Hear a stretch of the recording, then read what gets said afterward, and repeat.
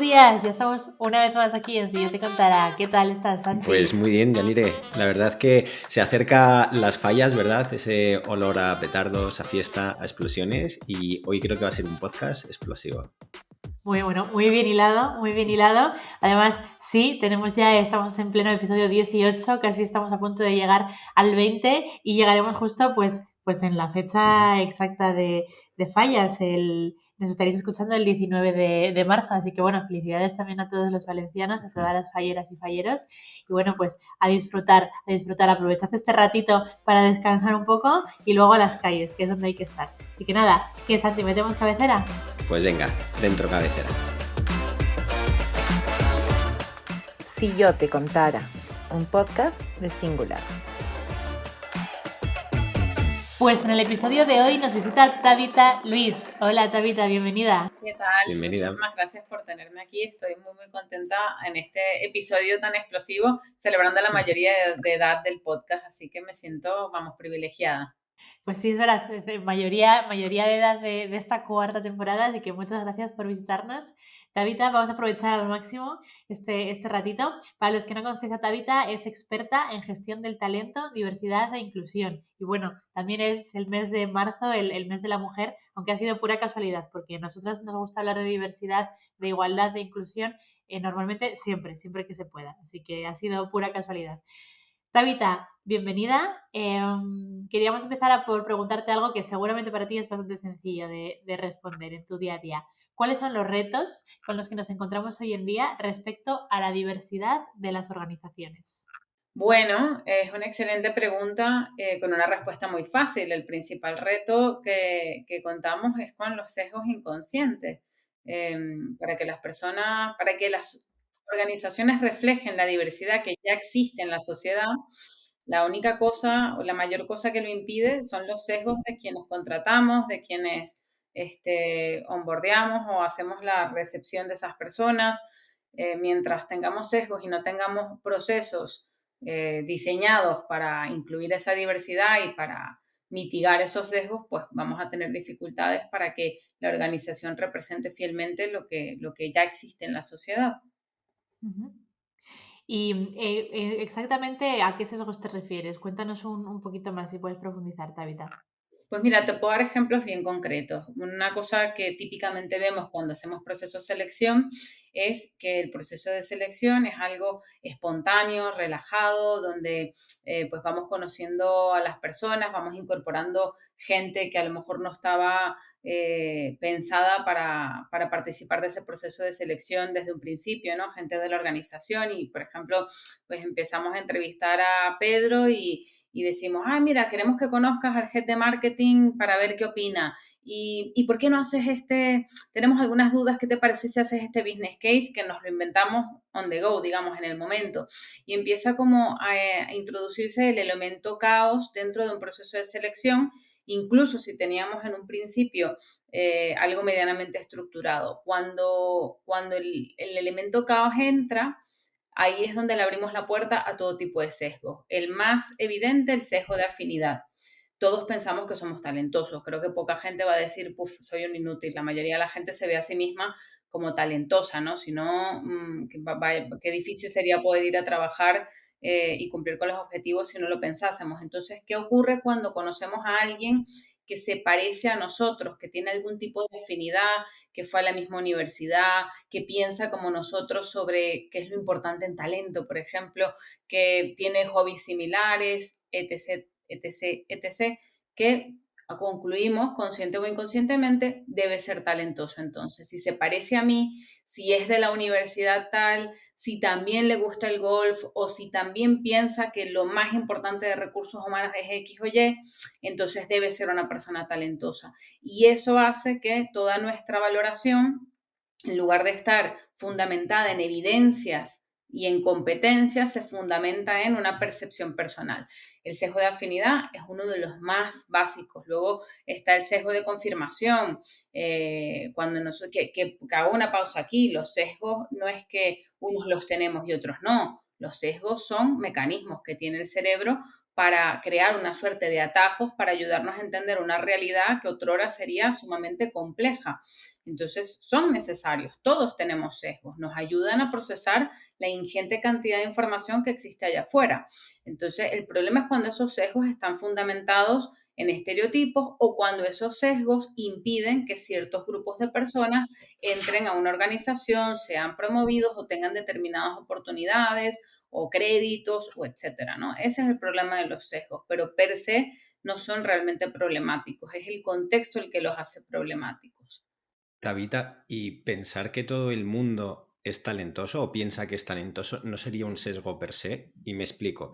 Mucha gente cuando acude a una entrevista de trabajo no piensa que sea talentoso. De hecho, muchas veces cuando se presentan a oposiciones o a trabajos, piensan que parten en una minoría computacional con respecto a los demás. O sea, que se ven mucho peores.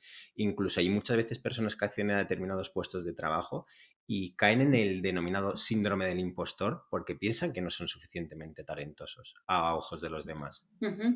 Yo creo que más que un sesgo lo acabas de describir, eso puede ser parte de un síndrome del impostor, ¿no? El Ujú. tener el convencimiento de que todos los demás son mejores que yo y se van a dar cuenta que yo no debería estar aquí. Y eso tiene que ver, yo creo, también con una manera superficial de valorar a los demás, ¿no? A lo mejor nos dejamos llevar por primeras impresiones, por cosas que vemos a simple vista, ¿no? Ahora con las redes sociales esto como que se ha exacerbado desde mi punto de vista, ¿no? Vemos a alguien hablando bien, articulando bien y enseguida decimos, wow, esta persona sabe de lo que está hablando, pero no nos tomamos la molestia o no tenemos las herramientas para realmente valorar si efectivamente sabe de lo que está hablando o articula también sus ideas que así me lo parece. Entonces, esto suele ocurrir y el síndrome del impostor es mucho más profundo en determinados espacios donde justamente la gente se comunica muy bien, esto le pasa mucho, por ejemplo, a los hispanoparlantes cuando de repente entran en una organización angloparlante, ¿no? O en un entorno multinacional, escuchan a todo el mundo hablando en inglés y dicen, ¡buah, qué buenos que son! Y en cambio yo, mírame qué malo que soy. A lo mejor no. A ver, no quiero descartar que igual sí, obviamente, hay gente más talentosa y menos talentosa que yo, también depende de cómo medimos, porque cuando yo digo, él es más talentoso que yo, ¿qué estoy diciendo? ¿En qué? En números, en lenguaje, en idiomas, en empatía, o sea, ¿qué es lo que estamos midiendo? Pero en líneas generales esto lo veo mucho cuando personas, como decía, hispanoparlantes entran a un entorno multinacional, que como les cuesta más comunicarse, terminan por concluir, ¿será que yo no soy tan bueno como todos los que están en esta sala? Porque los demás no tienen esa dificultad. Y ahí empezamos también a entender de qué va la equidad. Un espacio equitativo debería corregir una situación como que alguien cuyo idioma no es el inglés, el idioma nativo, tenga dificultades demostrando su talento en un entorno donde hemos decidido que todos hablamos inglés. La persona de UK, la persona de Estados Unidos, la persona de Australia tiene una ventaja, tiene un privilegio. Entonces, ¿cómo hacemos para hacer un leverage ahí? ¿Cómo hacemos para igualar las condiciones para que esa persona cuyo idioma nativo no es el inglés tenga la misma oportunidad de progresar sin que le afecte eso? Entonces, a eso me refiero con sesgos, volviendo un poco al origen, ¿no? A cómo nosotros diseñamos, por ejemplo, un proceso de selección para que el sesgo de afinidad, el anclaje, el sesgo, el efecto halo, todos esos sesgos que no me quiero aquí enganchar mucho, pero que los pueden buscar por internet, están súper estudiados, los psicólogos han hecho un excelente trabajo entendiendo estos mecanismos. ¿Cómo hacemos para evitar que impidan que tomemos decisiones que realmente están basadas en evidencia? Y aquí es muy interesante porque no solamente en la selección afectan también, por ejemplo, cuando nosotros tomamos decisiones sobre promociones. Está comprobadísimo que si tomásemos decisiones de promocionar a líderes basado en sus competencias, no solo habría equidad de género, sino que muy probablemente habría más mujeres que hombres en puestos de liderazgo. Esto si realmente estuviésemos tomando decisiones basadas en competencias. ¿Qué ocurre? En la inmensa mayoría de las organizaciones tomamos decisiones de promoción basados o entendiendo el liderazgo como que la comunicación y la autoconfianza son determinantes en el liderazgo. Esas son dos cualidades que normalmente personas de sexo masculino y personas que hablan inglés de manera nativa suelen presentar con mucha más facilidad. Mientras que las habilidades que realmente se relacionan científicamente con un liderazgo efectivo son empatía, son comunicación, son inteligencia emocional, que casualmente a las mujeres se nos socializa para tener más de estas habilidades.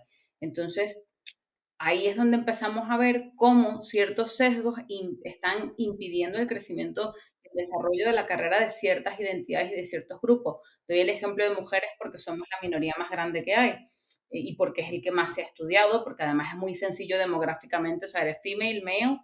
Bueno, ahora se han abierto otras categorías, pero es más sencillo. Luego, cuando hablamos de neurodiverso versus neurotípico, o cuando hablamos de ciertos backgrounds culturales, es más difícil hacer investigación y se está comenzando a hacer, pero ese es un poco el reto que tenemos todos para garantizar que nuestra organización es diversa, ¿no? Es quitar esos bloqueos que hacen que lo que naturalmente debería estar ocurriendo, que es si en España tenemos 10% de personas de otros países, nuestra organización debería reflejar eso y no más y no menos. Entonces, ¿cómo hacemos para que no se impida esa diversidad? Y ahí aprovecho también para comentar, si una organización tiene sobre representación, eso no necesariamente es bueno. Eso también te puede hablar, por ejemplo, de unas condiciones económicas, unas condiciones laborales precarias. Cuando una organización tiene sobre representación de población extranjera, ¿qué es lo que normalmente ocurre? Que yo estoy pagando unos sueldos por debajo de mercado y eso hace que las personas del país que tienen más oportunidades, pues no vengan a mi organización. Lo digo porque igual hay alguna organización diciendo, ya nosotros tenemos 50% de extranjeros. Bueno, no necesariamente es bueno, hay que preguntarse por qué. Cuando una organización de repente, pues a lo mejor te está escuchando ahora y se da cuenta de que a lo mejor ha caído en sesgos o ha caído en algún momento en determinados errores y quiere solucionarlos, ¿por dónde se empieza? O sea, quiero decir, vale, justo ahora he dicho que te ha escuchado y ha decidido intentar solucionarlo, pero ¿cuál es el inicio? Porque pongamos que probablemente la mayoría de las organizaciones vayan a haber caído en alguno de estos errores. ¿Cómo se empieza? ¿Con una consultoría, con un conocimiento interno? Pues mira, yo creo que el primer paso es reconocer que si estamos aquí hablando, si están escuchando este podcast, muy probablemente tengamos una cantidad de privilegios de los que no somos conscientes, o a lo mejor sí. Yo creo que el primer paso también es darnos cuenta de cuáles son esos privilegios y cuáles son esos sesgos asociados a los privilegios que pueden habernos hecho pensado o tomado una decisión determinada en algún momento, ¿no? Yo creo que tiene que empezar con una autorreflexión porque lo contrario sería lo que llamamos performative allyship o como ser aliados de mentiritas, por decirlo así, que es decir, bueno, como ahora todo el mundo habla de diversidad, equidad e inclusión y estamos en el mes de la mujer, que nos merecemos un mes, no solo un día, by the way, yo aquí soy fan del mes completo para la mujer, entonces como ahora está de moda y las nuevas generaciones les importa mucho, entonces, bueno, vamos a hacer unas formaciones y vamos a hacer esto y lo otro, pero luego no vemos cambios reales porque a pesar de que hemos hecho esas formaciones, no ha habido un proceso previo de reflexión de decir, bueno, ¿por qué queremos hacer esto?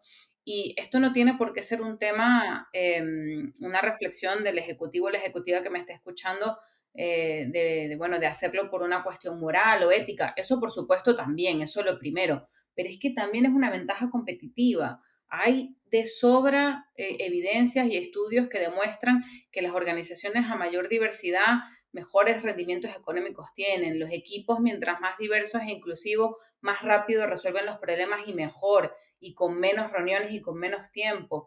Pero hay tantísimos casos. A mí me sorprendió uno muchísimo, creo que fue el año 2021 o 2022, donde estaban midiendo los resultados de la banca europea y decían que los bancos liderados por mujeres habían incurrido en menos multas a nivel europeo y le habían ahorrado cientos de miles de euros en multas a sus bancos. Y esto no es porque la mujer tenga, por su género, una superioridad moral, ni mucho menos. Es porque hay una serie de cosas que se desencadenan cuando una organización empieza a ser más diversa, empieza a haber más seguridad psicológica, la gente se siente más tranquila de levantar la mano cuando está viendo que algo no está bien. Entonces, muy probablemente esas organizaciones lideradas por mujeres, hay una mujer arriba, pero también hay un equipo que es más diverso debajo, porque detrás de ella viene toda la diversidad y también hay más empatía y también hay más inteligencia emocional. Entonces, muy probablemente debajo de ella hay una gente que ahora se siente mucho más invitada a levantar la mano y denunciar cuando está viendo que se están haciendo las cosas mal. Entonces es como una serie de cosas que se desencadenan cuando empezamos a tener más diversidad y que hacen que a la postre sea increíblemente positivo para una organización apostar por diversidad e inclusión.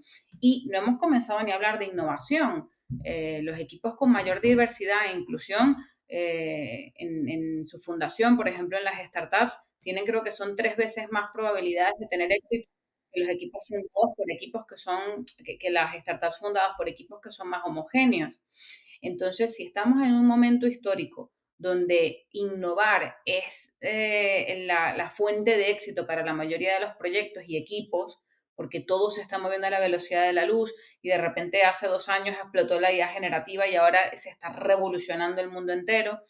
Entonces, es una ventaja competitiva tener equipos diversos y equitativos. Entonces, ¿por dónde hay que comenzar? Por esa reflexión, esa autorreflexión y decir, realmente me tengo que comprometer con esto si es que quiero tener buenos resultados. Si además me motiva a nivel moral, a nivel ético, fabuloso, pero si no, como mínimo, por el resultado económico que quiero traerle a la organización, por los resultados a nivel de negocio. Y una vez que yo hago esa reflexión, entonces ya estoy en una posición de comenzar a implementar y diseñar una estrategia que realmente tenga unos resultados reales. ¿Y cómo comenzamos? Bueno, concientizando a la gente lo primero, porque lo primero que te encuentras es una resistencia brutal. Y la resistencia tiene muchos orígenes. Uno de ellos tiene que ver con la politización y la polarización de los temas relacionados con diversidad, equidad e inclusión en las organizaciones y en la sociedad en general.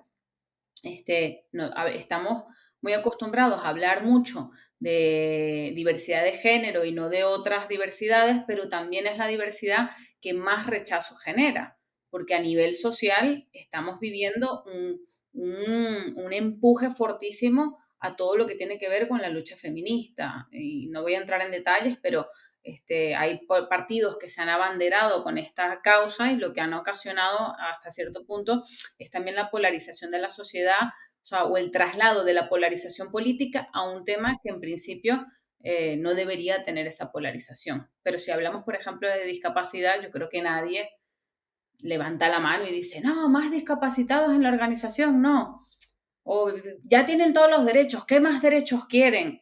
Creo que podemos ver claramente en ciertos temas cómo a lo mejor esa polarización genera cierto rechazo. Entonces es necesario un trabajo de concientización para que luego al final funcione de alguna manera cualquier otra estrategia que se implemente para aumentar la diversidad o para generar inclusión y que no sea percibida como una cacería de brujas interna o como que ya no se les puede decir nada, es que ya no se puede hacer nada porque entonces salta el comité de mujeres, sino que realmente hay una recepción positiva a cualquier cosa que se haga en este sentido. Y después de lo que sería como esa concientización, entonces, si realmente estás comprometido con tener más diversidad y generar inclusión, hay que revisar todos y cada uno de los procesos que impactan personas, que te diría que son todos los procesos de la organización, empezando por el departamento de talento, el departamento de recursos humanos, cómo se selecciona, cómo se promociona a la gente, cómo se la forma, cómo se decide quiénes están en el grupo de top talents o de future talents o como los llamemos, ¿no? La gente clave esta que les aceleramos la carrera, cómo se decide quién se mueve a otro país,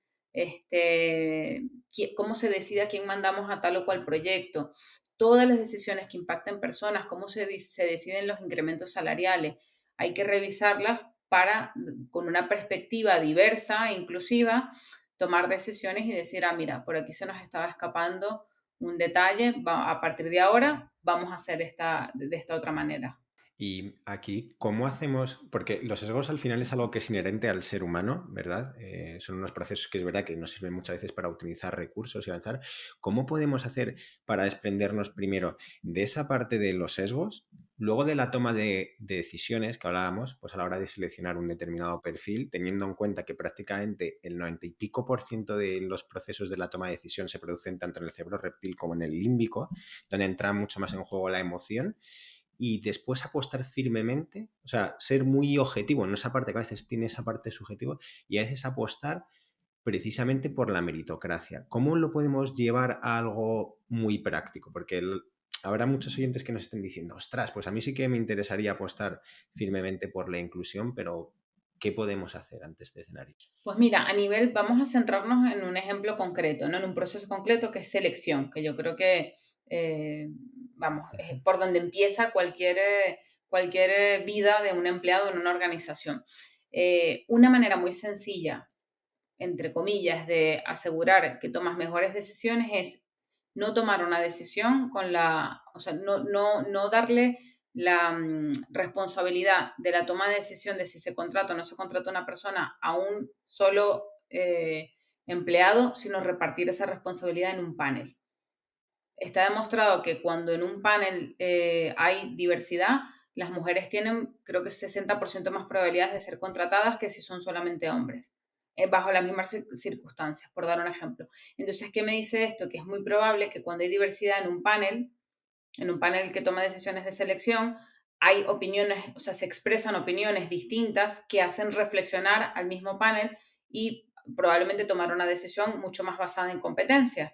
Entonces, en contraposición, cuando una sola persona toma una decisión sobre contratación, entonces todos sus sesgos pueden estar de una manera muy obvia impactando cómo se toma esa decisión. Incluso si se han recogido informaciones o inputs o feedback de diferentes etapas del proceso por diferentes personas. Lo crítico está en que haya un panel de la toma de decisión, que no sea una sola persona la que decide. Entonces, con que yo cada vez que voy a contratar a alguien ponga 3 personas en la misma sala a evaluar las evidencias que son resultados de entrevista, a lo mejor yo tengo un scorecard donde he apuntado lo que yo pienso del 1 al 10 en comunicación, en liderazgo, etcétera, ¿no? Ojalá tener algo así, pero teniendo esa diversidad en ese panel de decisión, ya entonces yo mitigo bastante lo que serían los sesgos. Esa es una manera sencilla, digo sencilla porque es tan fácil como decir, vamos a contratar a alguien en marketing, muy bien, está la directora de marketing, pero también está la directora de finanzas y la directora de producto. Y se sientan las tres y miran todas las candidaturas y dicen, ajá, ¿quiénes son los 3 finalistas? Estos, muy bien. Y valoran y cada uno expresa su opinión y se toma una decisión que puede ser consensuada o no, pero ya el hecho de que estén ahí en ese panel ya incrementa las probabilidades de que los sesgos se reduzcan.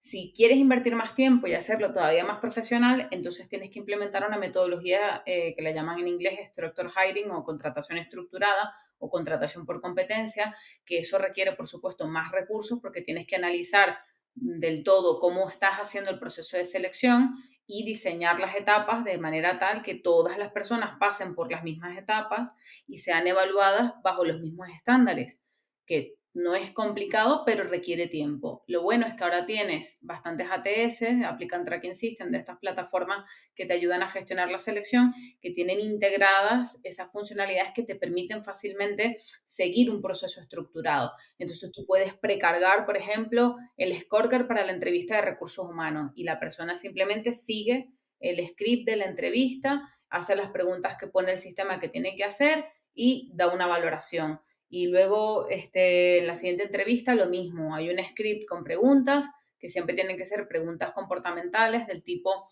dame un ejemplo de una vez en la que hiciste tal, que son las preguntas que nos ayudan realmente a medir competencias y nunca preguntas desestructuradas o caóticas como, y cuéntame, ¿qué te parece? ¿Por qué quieres trabajar con nosotros? O cuéntame de tu experiencia laboral. Esas son las preguntas que te demuestran eh, o que le abren más la puerta a los sesgos durante esa valoración. Entonces, si tú tienes ese proceso estructurado, es muy probable que tú llegas al final del proceso de selección habiendo mitigado al máximo los sesgos en todas las etapas y con un panel que debería ser mucho más diverso.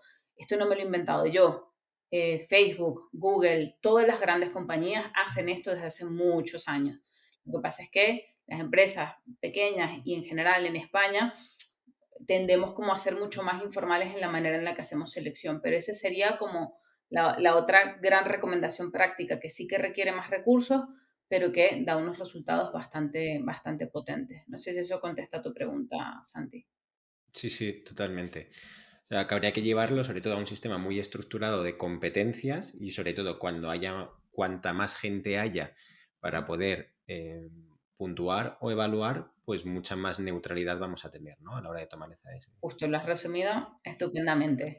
Lo que yo me tardé 5 minutos, Santi, en 2 frases, listo.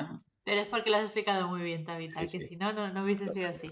Tabita, yo mientras te estaba escuchando, me estaba gustando mucho irte, me parece que tiene mucho sentido, pero una de las cosas que me venía a la cabeza es, sí, por ejemplo, si son esas 3 personas, si es más de una persona la que decide, si son esas 3 personas, también eso tienen que ser 3 personas diversas, porque lo que me da la impresión de que puede pasar también, como todos estos cambios al final, como siempre, tienen que empezar los cambios por arriba y se los tienen que creer los de arriba. Entonces, hemos empezado esta entrevista diciendo, no vale poner una formación en diversidad a todo el mundo porque es lo que se lleva y lo que hay que hacer, si luego yo, la persona de arriba, no me lo voy a creer y vamos a estar el comité de dirección, todos señores de 60 años, que suele pasar tristemente, ¿no? Entonces, ¿cómo podemos hacer? Está claro todos los datos que has dicho, que al final económicamente incluso va a ser todo muchísimo mejor y los resultados van a ser muchísimo mejores, pero ¿cómo cambiamos esas mentalidades? Porque yo la tengo muy interiorizada, porque yo he nacido así, más o menos, dentro de lo que cabe, o me he ido educando, pero unas mentalidades que tienen ya bastantes más años, que es muchísimo más difícil cambiar de opinión. ¿Cómo podemos hacer para que esto cambie y para que realmente empiecen a creer que es necesario, no es una obligación para estar en los tiempos en los que estamos? Esa es la pregunta del millón. Yo entiendo que, a ver, más que con la edad biológica, esto tiene que ver con la edad mental de las personas. Yo he conocido gente joven también que está absolutamente negada a cualquier idea innovadora porque, bueno, porque es parte de su personalidad. Aunque sí es cierto que, bueno, podemos ver quizás más resistencia en ciertos rangos etarios, también porque llega un punto en la vida en la que las cosas cambian tanto que se empiezan a sentir personalmente atacados porque básicamente les estamos diciendo como que, mira, la manera en la que tú haces las cosas no está bien. Y eso es duro a nivel, yo creo que hay que tener empatía también con estas personas porque es duro a nivel individual enfrentarte con un mundo cada vez más irreconocible y que ha cambiado con una velocidad que no se conocía antes. O sea, no, piensa que la gente que está ahorita en lo que llaman la generación de los baby boomers, pues conocen lo que es escribir en una máquina de escribir y no conocen la inmediatez de un correo electrónico y están luchando para mantenerse en un lugar de trabajo donde viven edadismo del que tristemente poco se habla, pero es muy, muy común y es un problema que nos va a afectar a todos y todas independientemente del género, la religión, el background cultural, etcétera. Entonces yo entiendo que también aquí hay una resistencia un poco a no aceptar que puedan haber estado equivocados en la manera en la que hacían las cosas. Entonces, respondiendo a tu pregunta, yo creo que el que se abre y el que tiene esa mentalidad joven y fresca y se abre a aprender de lo que las nuevas generaciones traen, porque cada nueva generación trae tesoros, pues lo ves casi, casi desde el principio. Es una persona que está muy abierta al diálogo y que cuando tú le presentas los hechos y le hablas de una manera, digamos, empática y amorosa y le cuentas por qué es importante apostar por la diversidad y la inclusión en la organización y le hablas de tu experiencia personal, está bastante abierta y termina haciendo su trabajo de construcción, como le llaman ahora. Y el que no, es muy probable que no vaya a cambiar con un curso en una organización. A lo mejor hace el acomodo porque sabe que si no va a enfrentar el rechazo de toda la organización, pero a lo mejor internamente está pensando, ya no se les puede decir nada, ¿no? Quizás no lo expresa.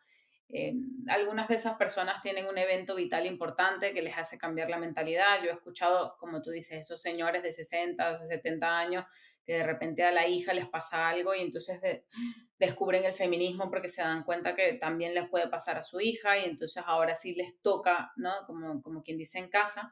Pero yo creo que nos podemos consolar quizás pensando que todo cambia, entonces aunque se resisten mucho, ¿cuánto tiempo más se pueden resistir? Ya estamos quedándonos más del 50% de la fuerza laboral, dentro de un par de años van a ser millennials. Y los millennials son una generación que somos, yo me incluyo, una generación que los temas de diversidad, equidad e inclusión los tenemos como una de nuestras grandes prioridades. Entonces yo creo que más que intentar cambiarles la forma de pensar, creo que también podemos agradecer por todo lo que han hecho para traer lo que han podido traer hasta acá, ¿no? Como en una carrera de estas en las que nos vamos pasando un testigo, nos están pasando el testigo y es agradecer y ayudarles a transitar lo mejor posible el tiempo que les queda en la fuerza laboral, como espero también nos hagan a nosotros, porque van a llegar generaciones que nos van a cuestionar cosas que nosotros hacemos que ni nos podemos imaginar ahora mismo, y espero que también nos traten con amor y con respeto porque estamos haciendo lo mejor que podemos todos en el trabajo siempre. Sí, no, sí, al final es eso, ¿no? Un poco, al final el tiempo va a hacer que las cosas cambien de manera natural, pero nosotros en algún momento también vamos a estar en ese lugar y también tiene que ser difícil que te cambien todos tus pensamientos desde que eres muy pequeño, desde que eres muy joven hasta que tienes esa edad, ¿no? También hay que tener ese respeto que es la base de todo para que las cosas funcionen, el respeto por encima de todo. Y que no hace ni falta tener esa edad para resistirnos. Yo veo gente de nuestra generación, bueno, que estoy aquí asumiendo que somos más o menos todos millennials, pero Sí, bueno, a lo mejor son más jóvenes ustedes, no lo sé, pero yo veo gente de nuestra generación que está resistiéndose al uso de IA generativa. Y me dicen, eso no sirve para nada, eso no, nos va a quitar el trabajo. Y yo digo, ya, 60 años, de repente de un plumazo te cayeron 60 años y, o sea, ¿qué vas a hacer? ¿Vas a parar la rueda del progreso tú solita así en tu casa? Entonces, todos los cambios generan resistencia. Lo que pasa es que los cambios que nosotros vivimos hoy día y desde hace unos 40 años se suceden con una velocidad apabullante. Y ahora es la IA generativa y a lo mejor en 2 años más será otra cosa. Por eso no sé si ven que hay tanta gente cansada y empezamos a hablar otra vez de salud mental en el trabajo, que es otra de las aristas de la inclusión. Hay gente mucho más resistente y resiliente y hay gente que tiene salud mental más pobre y más sensible. Y a día de hoy las organizaciones no están ni siquiera comenzando a hablar de cómo organizamos el espacio de trabajo y las relaciones para que las personas que mentalmente tienen más dificultades para mantener su salud mental lo puedan hacer. Y estamos viendo bajas y absentismo laboral. Ese es el gran problema de muchísimas organizaciones. Absentismo laboral, pues, oh sorpresa, mucho tiene que ver también con la inclusión. Entonces, pero bueno, ese es otro hilo del cual se podría tirar, pero muchas. digo que cada vez más rápido nos vamos a encontrar nosotros en esa situación de esa gente que se está resistiendo ahora a la diversidad e inclusión, pero que también ve otra gente que se resiste a otros temas. Entonces, creo que ahí la clave va a ser la empatía y saber que lo que tú dices, van a ir dando el testigo y vamos a poder nosotros seguir acelerando lo que nosotros consideramos que es correcto, que es tener espacios de trabajo donde todas las personas se sientan valoradas y respetadas. Sí, yo ahí por añadir un poco más, Tabita, es verdad que muchas de las formaciones creo que van destinadas a sensibilizar o a dar profundidad sobre la materia, pero es verdad que muchas veces para producir un cambio, determinadas personas, o bien tiene que suceder un evento como el que decías, un evento un poco relevante, ¿no? Que le sucede algo a mi hija, a mi esposa o a alguien, ¿no? O bien tomando conciencia, ¿no? Y muchas veces esa toma de conciencia en una formación no sucede, sino que es un trabajo a veces un poquito más individual, Ujú. ¿no? Cómo puedo hacerme consciente de esa Y aquí realidad. creo que también es importante para mí destacar que no por el hecho de ser mujer o ser extranjera o ser neurodiverso, quiere decir que yo ya estoy deconstruido del todo. Nosotras Total, siendo total. mujeres también tenemos sesgos y discriminamos a otras personas por otras razones. Entonces, ninguno de nosotros tiene aquí como quien dice para poder tirar la primera piedra. Ninguno de nosotros está libre de pecados, ¿no? Me estaba acordando justo de una mujer a la que entrevisté hace muchos años en un proyecto que ella de repente tuvo un evento vital en el cual quedó discapacitada. Y esta era una mujer de un país en particular que ha tenido por situaciones sociales ahora mismo un rechazo importante a la gente de mi país, ¿no? Y yo tuve toda mi conversación con ella y ella se ve que el acento no lo pilló mucho y al final del todo, ella siendo discapacitada de mujer y estábamos hablando de diversidad, equidad e inclusión, me soltó una frase lapidaria porque se dio cuenta que era venezolana y básicamente me dijo, wow, no sabía que los venezolanos también podían trabajar profesionalmente. Los veía a todos y wow. dije, oh, claro, nosotros no somos, no por estar en una silla de ruedas y ser mujer, soy un ángel. Yo también tengo trabajo que hacer para deconstruirme. Entonces creo que eso también nos ayuda a empatizar con estas personas, que claro, es el epítome del señor de 60 años y tal, pero yo no soy mucho mejor que él. Yo también discrimino a otra gente, yo también digo y hago cosas que hacen sentirse excluidos a los demás. Entonces, eso creo que también ayuda a tender puentes, que es al final lo que va a acelerar este trabajo de diversidad e inclusión. Sin duda. Y luego también está, al final, las organizaciones tienen que tomar decisiones y tienen que trabajar para que exista esa diversidad real, ¿no? Y luego también eso que muchas veces que no utilicemos el ejemplo de diversidad, como decías, la excusa de la diversidad para también tener a personas con menos sueldos por el hecho de venir de otros países, etcétera. Pero creo que también, creo que también en este sentido las empresas juegan un papel importante en el cambio de la sociedad también de mentalidad, ¿no? Porque si al final estamos todos en empresas diversas, en empresas que trabajan por esa diversidad, al final va a ser, o sea, las empresas son un espejo de la sociedad y van a cambiar por completo cómo nos vemos con otras personas, ¿no? Si yo tengo un sesgo racista de determinado país y me ponen a trabajar al lado a una persona de ese país y me doy cuenta de que efectivamente no todas las personas son como lo que yo me pienso, voy a cambiar profesionalmente, pero también en mi día a día. Entonces creo que es fundamental también que las empresas lo trabajen porque con eso cambia la sociedad. Y a nivel de eso, que me estoy alargando demasiado, quería hablar un poquito de la comunicación interna, ¿no? Cómo también podemos intentar lanzar esos mensajes de comunicación o desde ese momento en el que la compañía quiere empezar a hacer esos cambios, cómo podemos trabajar esa comunicación para que sea también lo más diversa, lo más inclusiva posible y que tenga que cale, ¿no? Dentro de cada una de las personas, sobre todo en organizaciones grandes, que a lo mejor es muy complicado llegar a todos los trabajadores. Pues mira, yo creo que, claro, aquí dar una estrategia que funcione a todo tipo de organizaciones de todos los tamaños es difícil, ¿no? Quizás una recomendación general para mí sería, si van a enfrentar este trabajo y quieren comunicarlo internamente, comunicarlo con transparencia, ¿no? Muchas veces veo organizaciones, cuando yo empiezo a trabajar haciendo consultoría a una organización en particular, siempre les propongo, bueno, vamos a recoger datos y a recoger feedback de manera anónima para entender dónde están esos puntos críticos en los que tienes que trabajar. Y muchas organizaciones ponen como pegas y no sé si preguntar esto porque no sé qué me van a contestar. Y digo, ya, es que lo primero que hay que hacer es poner la luz en ese lugar donde hay oscuridad y decir, hola, sabemos que acá hay un problema, porque la gente no es tonta, la gente lo ve. Si todo el comité directivo son hombres, eso no se puede tapar con un dedo, todos lo sabemos. Entonces, hacer una pregunta y que la gente te conteste, oye, vemos que todo el comité directivo son hombres y que tú no quieras escuchar eso no es digamos, no sería un trabajo genuino en diversidad, equidad e inclusión. Entonces, yo creo que hay que comprometerse con una comunicación transparente y bidireccional para que luego no pierdas credibilidad cuando luego tengas que implementar ciertos cambios.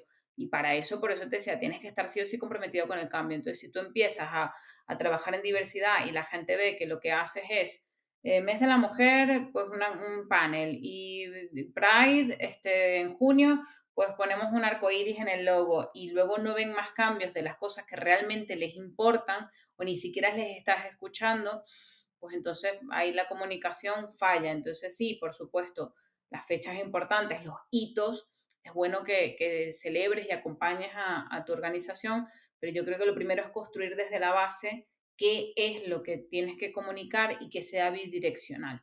Eso en todo tamaño de empresas yo creo que debería ser una máxima. A lo mejor en una empresa muy grande no puedes hacerlo a gran escala, tienes que confiar en tus gerentes o en tus middle managers, ¿no? En esa capa de supervisora que está como más cerca del equipo final o del empleado final. Pero sin lugar a dudas creo que es una buena manera de comenzar a plantearte unos canales de comunicación internas desde la transparencia y desde la bidireccionalidad, que es preguntar cuáles son los problemas de inclusión que tú ves en tu equipo, que tú ves en tu departamento, que ves en la organización. No sé si eso contesta a lo que querías, Yaniro, o querías algo como más específico de manda un correo durante Pride celebrando la diversidad sexual. Es que yo soy poco de darte respuesta. No, no, por Dios, justo es lo de manda un correo es justamente lo que no quería, lo que no quería. Al final es eso, ¿no? También muchas veces en muchas de las charlas que tenemos, de las entrevistas que tenemos aquí en Si yo te contara, siempre llegamos, hablando de lo que estemos hablando, siempre también llegamos a la misma conclusión de que no hay café para todos, de que cada organización es un mundo y para cualquiera de las necesidades siempre va a haber que conocer un poco a las personas que forman parte de esta organización para saber cómo comunicar, cómo hacer prácticamente todo lo que hay que hacer, ¿no? Pero bueno, quería conocer un poco también tu punto de vista de esa comunicación interna dentro del mundo de la diversidad. Tabita, estamos bueno, nos queda muy poquito tiempo para terminar. A mí se me pasan rapidísimo estas entrevistas, sobre todo cuando hablamos de la diversidad y de la inclusión, que es un tema que a mí me interesa especialmente. Pero lo que sí que nunca quiero terminar las entrevistas sin hablar un poco del futuro. Siempre me gusta preguntaros a los invitados cómo veis el futuro de las organizaciones en el ámbito en el que trabajáis, en este caso en el ámbito de la diversidad e inclusión. Vamos por buen camino, nos quedan muchas cosas por hacer. Vamos a poder dentro de 5 o 10 años decir que España es un país con empresas diversas, con organizaciones diversas. ¿Cómo lo ves? Qué buena pregunta y qué difícil contestar algo tratando de ser optimista, que es el enfoque que a mí me gusta darle al futuro. Yo creo que España va con bastante retraso en comparación con otras regiones del mundo que han, digamos, han tomado este tema como mucho más pionero y han avanzado muchísimo más. Creo que cada vez se habla más en España de diversidad, equidad e inclusión, entonces pensaría que de aquí a 10 años ya no va a ser tan raro ver roles de Chief Diversity Officer como lo vemos en Estados Unidos o que dentro del Departamento de Recursos Humanos haya gente dedicada o de comunicación haya gente dedicada a diversidad, equidad e inclusión. Yo creo que eso lo vamos a ver cada vez más y me parece que tenemos que ir encontrando y espero que en el futuro encontremos una manera única de trabajar diversidad en España, que es por lo que yo abogo, porque hay organizaciones que lo que hacen es como replicar el blueprint o replicar lo que se hace en Estados Unidos y lo que nos perdemos allí es entender que este trabajo es único de cada sociedad. Lo que funciona en Estados Unidos no tiene por qué funcionar aquí. Entonces veo, yo qué sé, empresas aquí celebrando el Black History Month y dices, por ahí no es. Porque aquí la historia del afrodescendiente es muy diferente a la de Estados Unidos, por ejemplo. Entonces creo que en el futuro vamos a encontrar ese camino de cómo es trabajar en diversidad, equidad e inclusión en España para que podamos disfrutar de los mejores beneficios que puede tener ese trabajo en nuestras organizaciones. No soy demasiado optimista porque veo mucha resistencia y porque todavía veo algo que es bien particular de España, que es que hay poca renovación en las organizaciones, mientras que el promedio de estadía de una persona en una organización en otros países es 1 año y medio, 2 años. En España todavía tendemos a hacer largas carreras en las organizaciones y eso también, aparte de traer muchos beneficios, trae algunos retos como que la cultura cuesta más para cambiarla, ¿no? Porque está como más enquistada en ese sentido y la gente se mueve menos. Entonces, creo que nos va a llevar tiempo, pero vamos a encontrar sin lugar a dudas esa forma única de trabajar a Day en España para obtener todos los beneficios que tiene para la innovación y falta que nos hace a nivel de edad. Bueno, yo estoy convencida de que poco a poco vamos por buen camino. Quiero pensarlo, aunque los datos todavía son preocupantes, vamos en ello. Y sobre todo con profesionales como tú, Tabitha, que ayudan a las organizaciones a esto, ¿no? A ser más diversas, más inclusivas. Poco a poco yo creo que vamos a conseguir. Así que te agradezco muchísimo, Tabitha, esta visita que nos has hecho, porque nos has ayudado muchísimo a reflexionar y espero que a muchas de las personas que nos están escuchando. Muchísimas gracias por la invitación. Ha sido un verdadero placer poder compartir este ratito aquí con los dos. Muchísimas gracias a ti, Tabitha. Muchísimas gracias a ti, por supuesto, siempre conmigo. Muchas gracias a ti, Yani, y a Tabitha. Y a todos aquellos que nos escucháis, ya sabéis dónde estamos. Estamos en LinkedIn, estamos en Spotify, en YouTube, en TikTok y en hola@singular.es. Nos vemos en la próxima. Un abrazo.